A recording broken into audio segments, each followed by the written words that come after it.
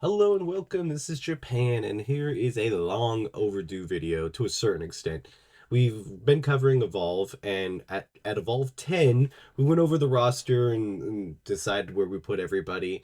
And then I figured at 20 we would do it, but I ended up waiting a little bit, and now we're up to 30. So this will be coming out probably after 31 has aired, but I still wanted to get the video down because pretty much I'm assuming most of the people are here to stay, and I said that because I thought I got the entire roster about to start filming, and then I had to add Anidra Sonobe, who is already, left WWE, but I wanted to make sure I still got him on this list. I'm pretty sure I've gotten everybody. I'm probably going to remember somebody in the middle of just like getting people out, and I'll be like, well, this person also made an appearance. So I'm going to do the best I can with doing this. I'm pretty sure this is like 95%. The problem is like the roster online, whenever somebody leaves or goes to a different organization or like goes into WWE or goes to LFG, they wipe them from the roster because they're technically not on Evolve anymore. So then when you go in at different times, there's a bunch of people missing because there's a bunch of people missing here on the roster that's currently on LFG. So yeah, let's just jump into it, and we're gonna do the best way and the best fit we can do. So right off the bat, we have Aaron Rourke. He's only had two matches as far as I remember. He had the tag match with Marshall Mathers pretty not like that long ago. I would say 28 or something. That's the only problem. I was thinking of putting a list together, but way too much stuff. So we'll have to go based off of our knowledge, and I think that also helps because if they're still stuck in your brain of being like this is a really good wrestler, then it's easy to say. I'm gonna have to put like just in the potential of the one match, I thought he did pretty solid. So I'm gonna put him in C. I feel like there's not enough to really be like an established star or whatever we want to do, but I'm pretty sure he's still better than some of these other guys that have whatever else wrong with either being released or other stuff. So I think C's solid. I might move him up a little bit whenever we figure out. Then we have Arya Bennett. She hasn't been around for a good chunk of episodes, and she never really was like there doing a lot of anything. She was just kind of, developing. I mean, that's the good thing. But I'm going to put it down in D.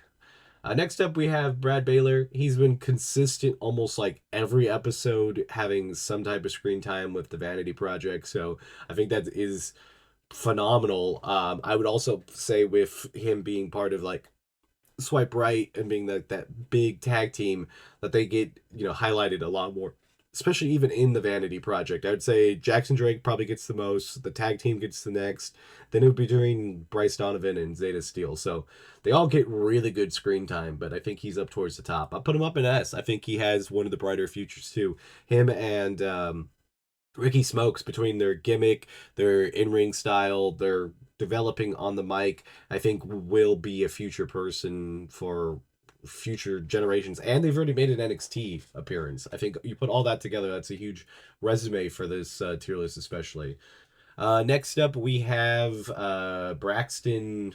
I forget his last name, or Braxton is his first name. I forget. He's brand new. He's part of that like blue chip tag team. They've had one match with him and Harley Riggs. Honestly, they seem like they're gonna be a pretty dominating tag team. I do like if they stick to this tag division.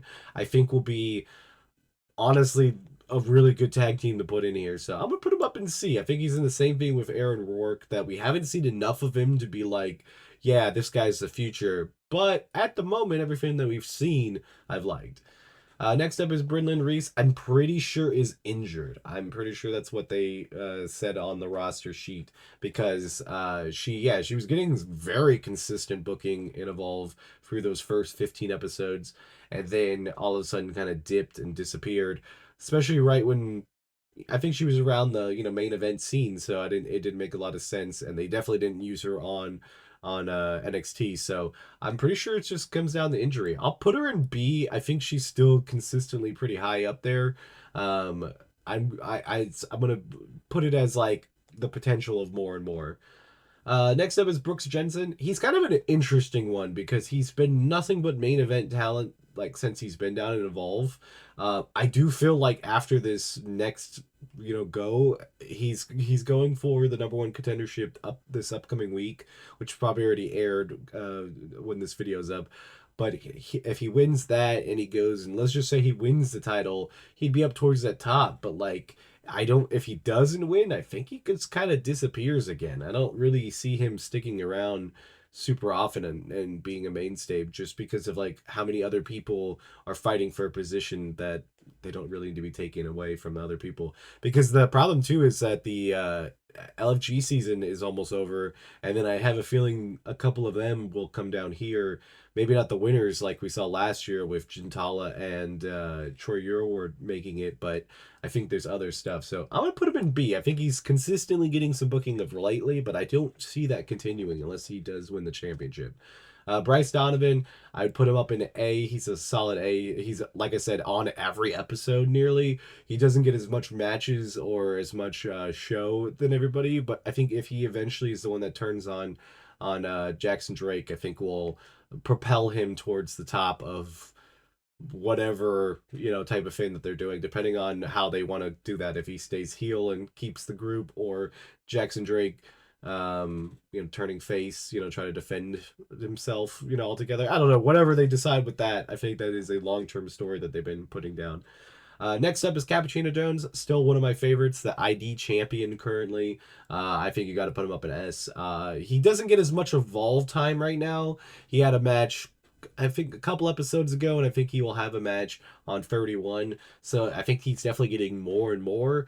I think he's just so good outside of the ring that he's so heavily booked in the independent scene that he hasn't been able to do much. Next up is Carly Bright. She really looked like she was going to have that big push. She was kind of getting a similar push to what Kendall Gray is currently now, and I thought that's what she was going to consistently get, but they kind of dropped her all of a sudden and just kind of had her as a background character for Kendall Gray's push. And it's not necessarily bad. I mean, she gets some screen time, she gets a little bit of talking. She's had a match, she's had a few matches compared to some of the other people here. She's had a decent chunk. I think she's at least in the 4, maybe 5 matches Fate on a 30 episode thing. That's a 6 of everything, so that's a really good thing. So I'll put her over B. I think she's still pretty solid, but she definitely could get a little bit more.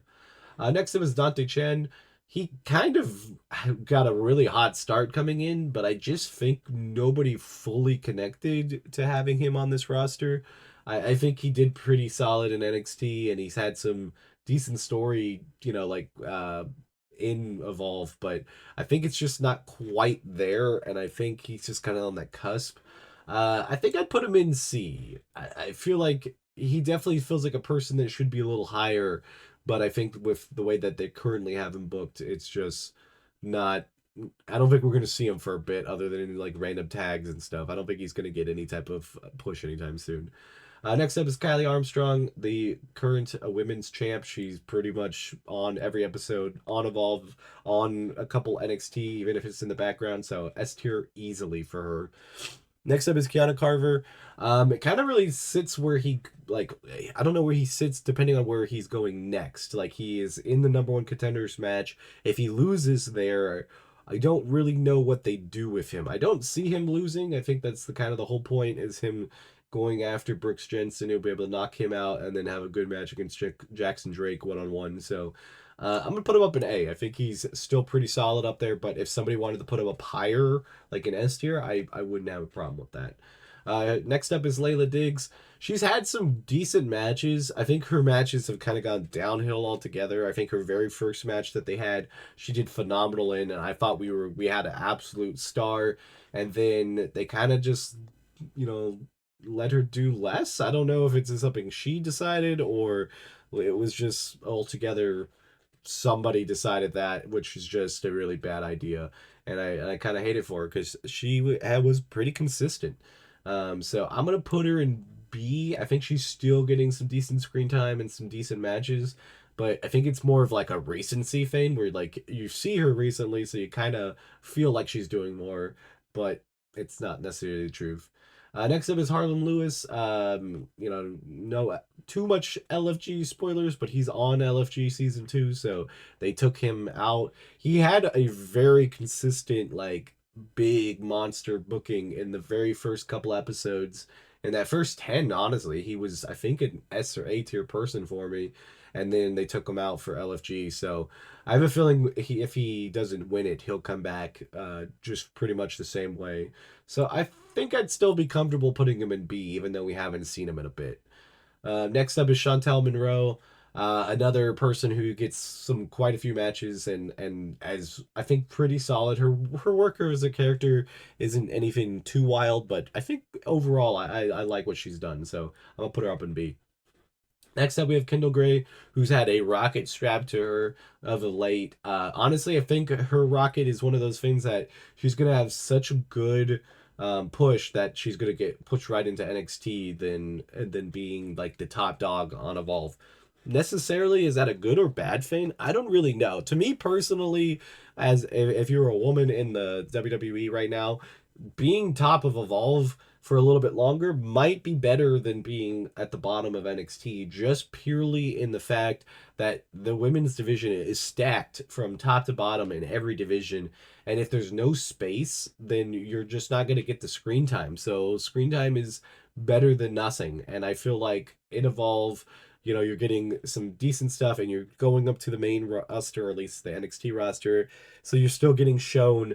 And I think Kendall Gray should be maybe the person that dethrones Callie Armstrong. I think there should be a good case for her to do this. So I'm putting her up in S. I think I've liked everything that she's done. She's had some really good, consistent, good matches too, and I think that's also good. Next up is Itzkal.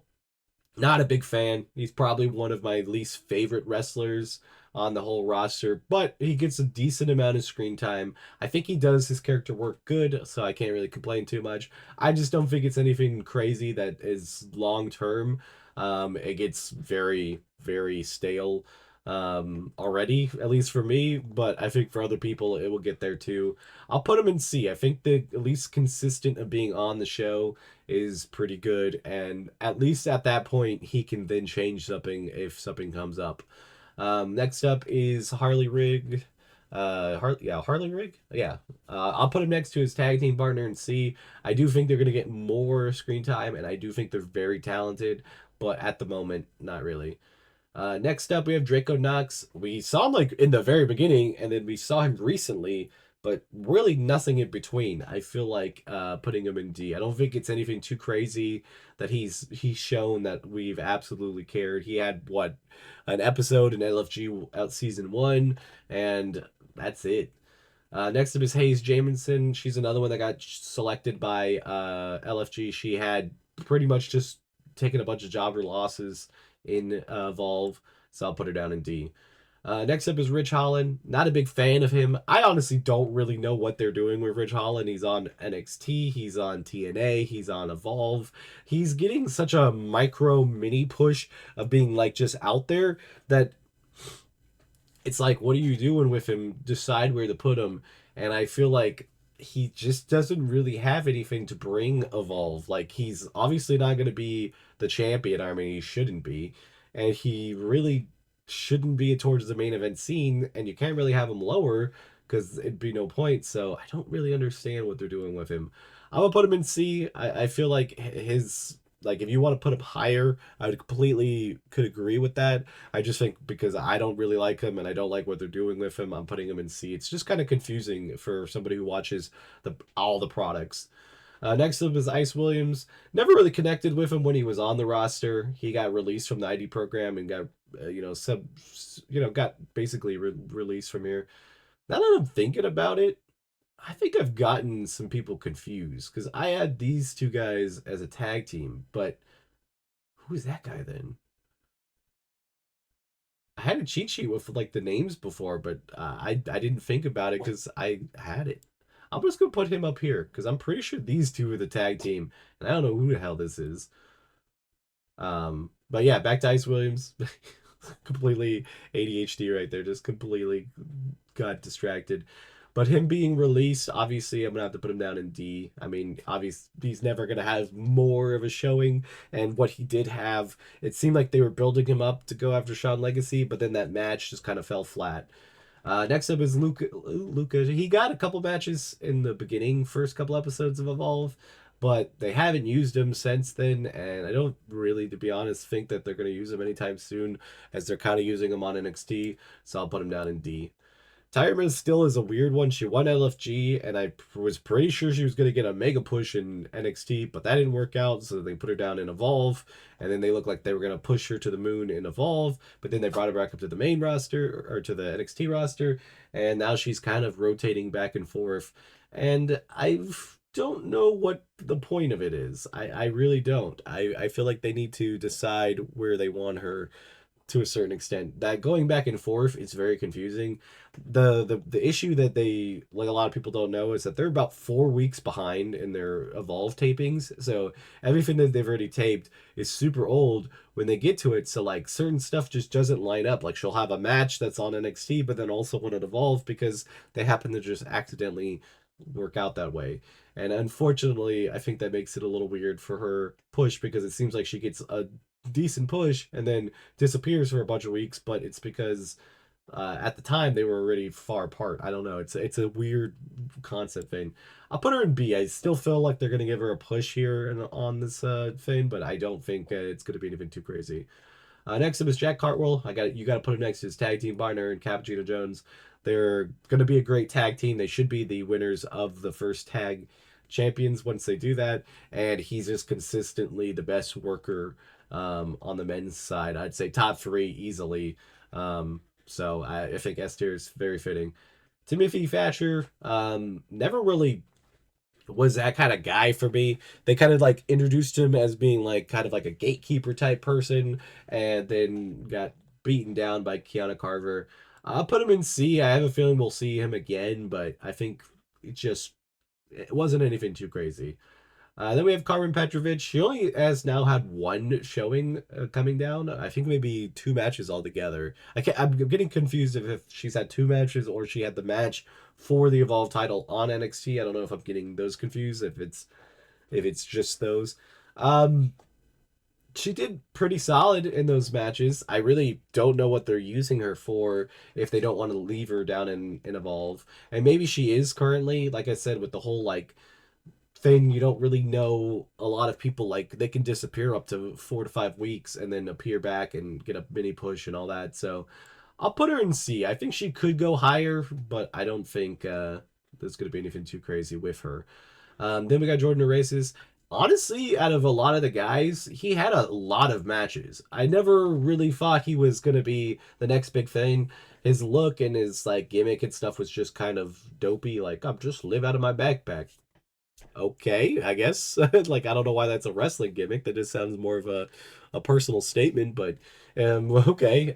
But they ended up releasing him from the ID program, so I'll put him down in D. So we probably won't see him anymore.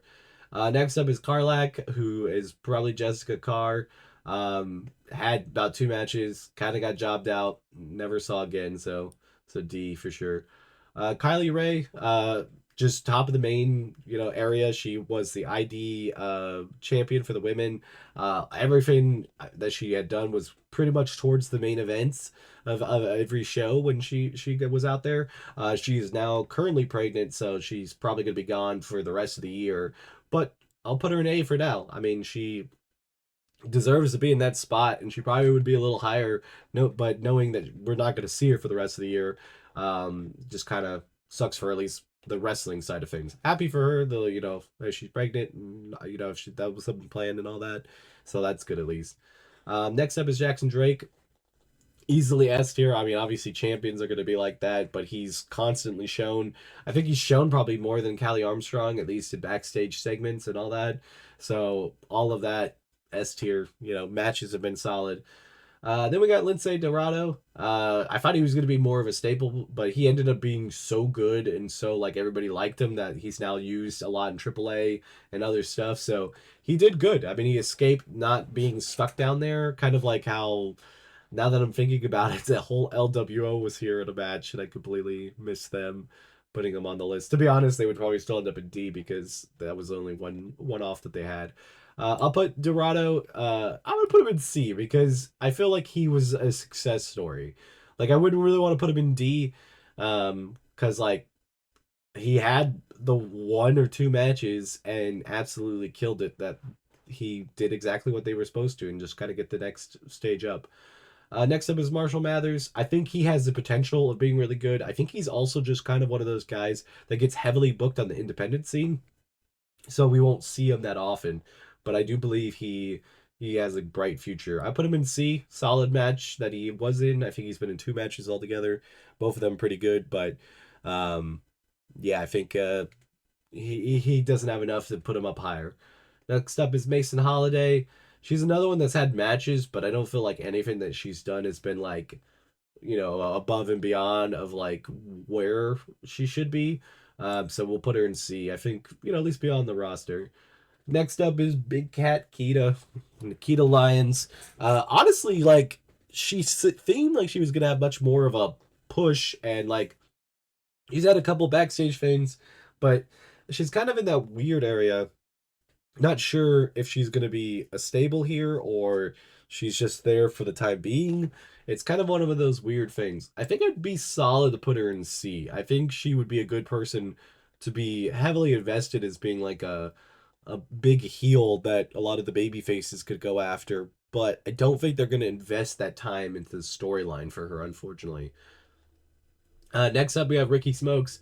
He obviously, with his partner Brad Baylor, have had so many matches on Evolve. They've done really good. They've been out there almost every episode, like I said, with the rest of Vanity Project since day one. So yeah, S tier is easy. Sam Holloway, I only remember him from like the beginning episodes. He's actually here in Memphis Wrestling. I think is where his home indie promotion is. Solid wrestler, but just not really a consistent showing. I think like he's only had maybe two matches, so I'll put him down in D. Next up is Tate Wilder. Fans of watching me evolve, doing Evolve every week will know that I have no love loss for Tate Wilder. I'm gonna put him down in D. Just don't like the cowboy gimmick. He does it okay, and the wrestling is okay. And I'm pretty sure, like I said, if you're gonna do a gimmick that's just kind of boring and really just nothing new, you at least gotta be hitting the out of the park on the wrestling side of things. Next up is Jintala. She had a mega push when she first got on there. I'm assuming maybe they're letting it cool down and they'll bring her back as a different like heel.